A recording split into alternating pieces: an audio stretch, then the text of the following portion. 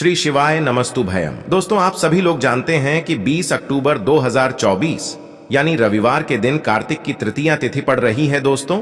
और यह वह रविवार है जो कार्तिक महीने में पड़ने वाला सबसे बड़ा रविवार तृतीया तिथि है, क्योंकि यह कार्तिक महीने में पड़ रहा है। तो दोस्तों, इस रविवार के दिन आपको यह उपाय अवश्य ही करना चाहिए। और दोस्तों, आप सभी लोग जानते हो, रविवार तृतीया तिथि का अगर सबसे बड़ा कोई उपाय है तो वह एक दीपक वाला उपाय है। तो दोस्तों, इस रविवार तृतीया तिथि के दिन आप लोगों को इस एक दीपक वाला उपाय को जरूर करना है। बहुत सारे लोग होंगे जिन लोगों ने इस उपाय को ना किया हो, मतलब पूरा साल निकल गया, उन्होंने किसी भी दिन इस एक दीपक वाला उपाय को ना किया हो। पर दोस्तों, आपके पास एक आखिरी मौका बचा हुआ है, जो कि 20 अक्टूबर रविवार तृतीया तिथि के दिन है। तो इस दिन आप लोगों को इस वाले उपाय को जरूर कर लेना है। भले ही आपने पूरे साल भर इस उपाय को ना किया हो, पर अगर आपने इस कार्तिक महीने की रविवार तृतीया तिथि के दिन अगर इस वाले उपाय को कर लिया, तो आपको इस उपाय को करने का वह फल मिलेगा जिसकी आपने कभी कल्पना भी नहीं करी होगी। इसीलिए आप लोग इस वाले उपाय को एक बार जरूर कर लेना, ताकि आप लोगों के हाथ से यह मौका ना जा सके और आपको इस उपाय को करने का फल मिल सके। दोस्तों, यह उपाय पंडित जी ने अपनी अभी की ही शिव महापुराण की कथा में बताया है, जिस उपाय को आज हम आपको बहुत अच्छे से समझाने वाले हैं। इस वीडियो को देखने के बाद इस उपाय को समझने के लिए आपको कोई और वीडियो को देखने की जरूरत नहीं पड़ेगी। तो चलिए दोस्तों, उपाय को शुरू करते हैं। देखिए, यह इस कार्तिक महीने के रविवार तृतीया तिथि के दिन यह इतना खास होता है, इतना महत्वपूर्ण होता है। देखा गया है, कभी कभी बड़े बड़े पूजा पाठ अनुष्ठान से जो मनोकामना पूर्ण नहीं होते, वह कार्तिक महीने के दिन एक छोटे से उपाय करने से ही आपकी मनोकामना पूर्ण हो जाती है। और बहुत सारे लोगों ने इस उपाय को किया भी है और उनको इस उपाय को करने का फल भी जरूर मिला है। अगर आप लोग भी इस उपाय को करना चाहते हैं तो आप इस उपाय को पहले अच्छे से समझ लेना, सुन लेना, उसके बाद करना। आपको इस उपाय का फल जरूर मिलेगा। और इस उपाय को कर लेने से आपके घर में चाहे किसी भी प्रकार की दुख और समस्या क्यों ना चल रही हो, आपको उसका कारण भी नहीं पता है कि भाई यह समस्या किस कारण से चल रही है। उसका कुछ भी कारण हो सकता है, जैसे पितृदोष हो सकता है या किसी भी तरह का मंगल दोष भी हो सकता है। तो इस दिन आप लोगों को एक दीपक वाला उपाय कर लेना है। यह एक ऐसा उपाय है जिस उपाय को अगर किसी विशेष दिन पर किया जाए तो भाई उस विशेष दिन का जो है वह तो हमें मिलता ही मिलता है। पर हमने उस दिन पर इस एक दीपक वाला उपाय को किया है तो हमें उससे भी बड़ा फल मिलता है, और फल बहुत जल्दी मिलता है, क्योंकि आप इस उपाय को बहुत ही बड़े और विशेष दिन पर कर रहे हो। तो चलिए अब उपाय के बारे में बात करते हैं। लेकिन उससे पहले आप लोगों को यह जानना आवश्यक है कि आखिर यह उपाय किस समय करना है, किसको करना है और कैसे करना है। तो चलिए हम आगे आपको वीडियो में एक एक करके बता देते हैं। लेकिन उससे पहले अगर आप लोग हमारे चैनल पर नए हैं तो हमारे चैनल को सब्सक्राइब कर लेना और इस वीडियो को लाइक करके कमेंट बॉक्स में श्री शिवाय नमस्तुभ्यम ओम नम शिवाय जरूर टाइप कर देना। तो दोस्तों, इस एक दीपक वाला उपाय को हमें इस रविवार तृतीया तिथि के दिन कैसे करना है, किसको करना है, किस समय करना है और कहां पर करना है, ये सारे सवालों के जवाब आपको इस वीडियो में मिल जाएंगे। और जो ये वीडियो देखेगा भाई, उसको एक दीपक वाला उपाय जरूर करना चाहिए, क्योंकि इस दिन दीपक का भी बहुत ही बड़ा और विशेष महत्व होता है। और जब बात आ जाए एक दीपक वाला उपाय की, तो यह सोने पे सुहागा वाली बात हो जाती है, और यह एक बहुत ही बड़ा उपाय हो जाता है इस रविवार तृतीया तिथि का। तो अब दोस्तों, इस एक दीपक वाला उपाय को आखिर करना किसको है, सबसे पहले हम लोग वह बात जान लेते हैं। तो देखो, घर की जो बड़ी माताएं बहनें होती हैं, उन माताओं बहनों में से कोई भी एक बड़ी माता बहन इस वाले उपाय को कर सकती है। और दोस्तों, अगर आप चाहे तो अपने घर में से सभी सदस्यों को भी इस उपाय को करवा सकते हैं। अगर किसी व्यक्ति की खुद की कोई मनोकामना है, खुद की कोई दुख और परेशानी है जो कि वह अपने लिए ही करना चाहता है, इस वाले उपाय को तो वह खुद अपने लिए भी कर सकता है।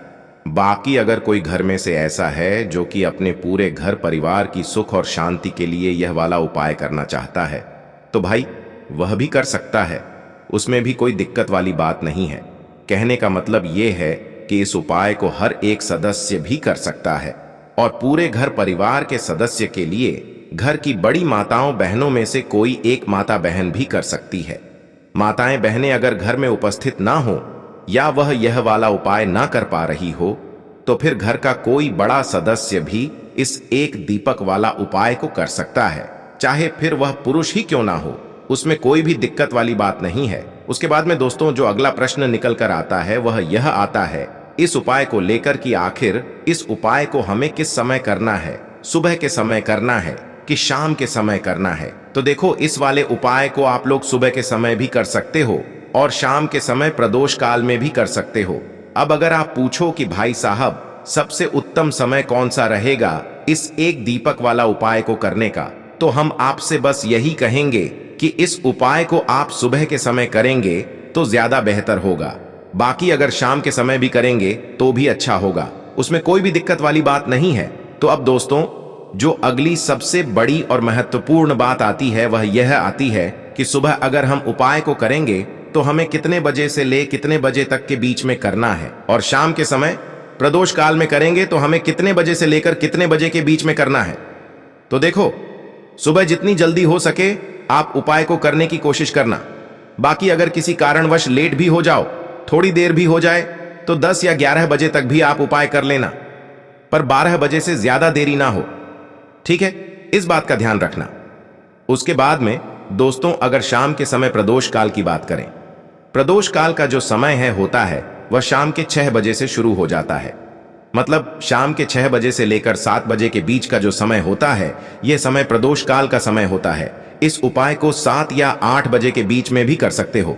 मतलब शाम के 6 बजे से रात 8 बजे के बीच में आप कभी भी इस वाले उपाय को कर सकते हो, उसमें कोई भी दिक्कत वाली बात नहीं है। परंतु 20 अक्टूबर रविवार तृतीया तिथि के दिन कोशिश करना कि समय के अंतर्गत ही कर लो। किसी कारणवश ना कर पाओ तो थोड़ा देरी से भी कर सकते हो, आपको उपाय का फल जरूर मिलेगा। तो कार्तिक का महीना श्री हरि विष्णु के पूजन के लिए, मां तुलसी के पूजन के लिए सबसे उत्तम होता है, और कार्तिक के महीने में ही मां लक्ष्मी का पूजन किया जाता है। दीपावली भी कार्तिक के महीने में आती है, तो इसलिए आप अगर मां लक्ष्मी को प्रसन्न करना चाहते हैं, 7 पीढ़ियों को भी धनवान बनाना चाहते हैं, तो ऐसा समझ लीजिए यह दीपक वाला उपाय इतना लाभ आपको दे देगा कि आने वाली जो 7 पुश्तें हैं आपकी, वह भी धन देखेंगी। कभी जीवन में आपके निर्धनता नहीं रहेगी, घर में कभी लौटकर निर्धनता नहीं आएगी। क्योंकि आज की वीडियो का जो उपाय आपके लिए लेकर आए हैं यह कार्तिक के महीने का सबसे बड़ा उपाय है। देखिए, कार्तिक का जो महीना होता है इसमें दीपदान का बहुत महत्व होता है। अब दीपदान बहुत सारे लोग पवित्र नदियों पर करते हैं, है ना। अब जिन लोगों के घर के आसपास पवित्र नदियां ही नहीं हैं, वो क्या करेंगे, तो वो लोग अपने घर में ही दीपदान करेंगे। तो घर के इस स्थान पर आप जब दीपक जलाएंगे कार्तिक के महीने में, तो श्री हरि विष्णु की कृपा आपको मिलेगी ही मिलेगी, और फिर आपके घर में होगी धन की वर्षा। तो चलिए बात कर लेते हैं कि कौन कौन से उपाय हैं जो कार्तिक के महीने में आपको विशेषक करने हैं। सबसे पहला उपाय जो कार्तिक के महीने में आपको करना है, इस उपाय को करने से बड़ी निर्धनता, बड़ी से बड़ी धन की कमी भी घर से दूर होती है, और मां लक्ष्मी की विशेष कृपा उन लोगों को हमेशा मिलती है। तो निर्धनता को घर से दूर करने के लिए यह सबसे पहला उपाय है। अब देखिए, मां लक्ष्मी को लाल रंग और गुलाबी रंग बहुत प्रिय होता है, विशेषकर लाल रंग।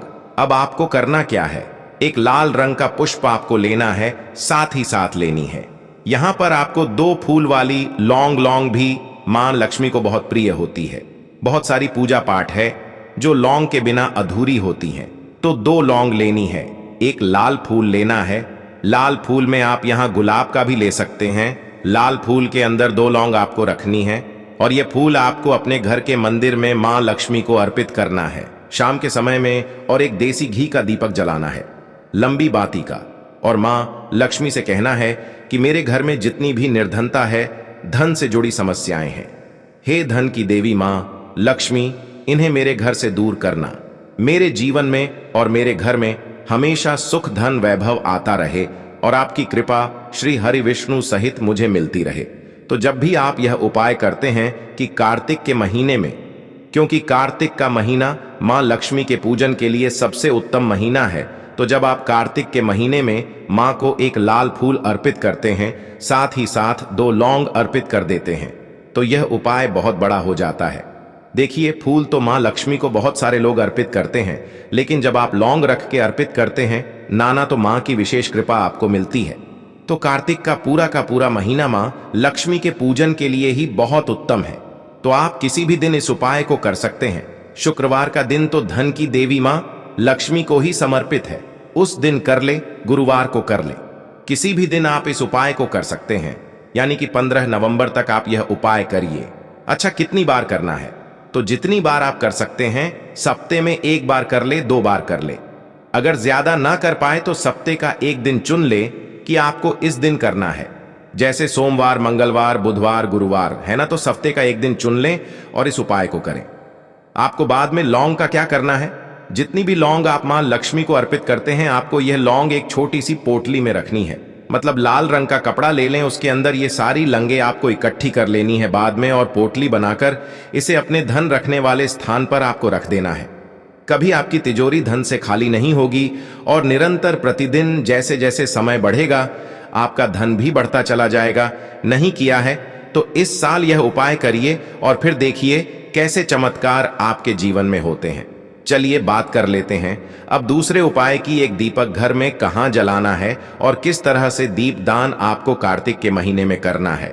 तो देखिए, दीपक ही है जो आपके जीवन के अंधकार को दूर करेगा, धन से जुड़ी समस्याओं को दूर करेगा, मां लक्ष्मी की कृपा भी दिलाएगा और आपको धनवान भी बनाएगा। क्योंकि आपको बता दें, जब भी हम कोई पूजा पाठ करते हैं सबसे पहले हम दीपक ही प्रज्वलित करते हैं। दीपक जो है यह अंधकार को दूर करता है, उसी तरह से यह आपके जीवन के अंधकार को भी दूर करेगा। अब आपको क्या करना है? एक मिट्टी का या आटे का दीपक लेना है, ठीक है ना। दीपक आप कोई सा भी ले सकते हो। उसी के साथ आपको शुद्ध देसी घी लेना है और यहां पर आपको बाती जो लेनी है, ये बाती आपको लेनी है सूती वाला आता है, मौली धागा जिसे कि कलावा भी बोलते हैं। यह धागा आपको लेना है और इससे आपको बाती बनानी है। आजकल कल तो मार्केट में रेडीमेड बाती भी मिलती है, मौली धागे की बनी बनाई, वो भी आप ले सकते हैं, ठीक है ना। तो आप मौली धागे से एक बाती बनाएंगे, साथ ही साथ जो दीपक आपने लिया है उसमें शुद्ध घी भर के दीपक तैयार कर लेंगे।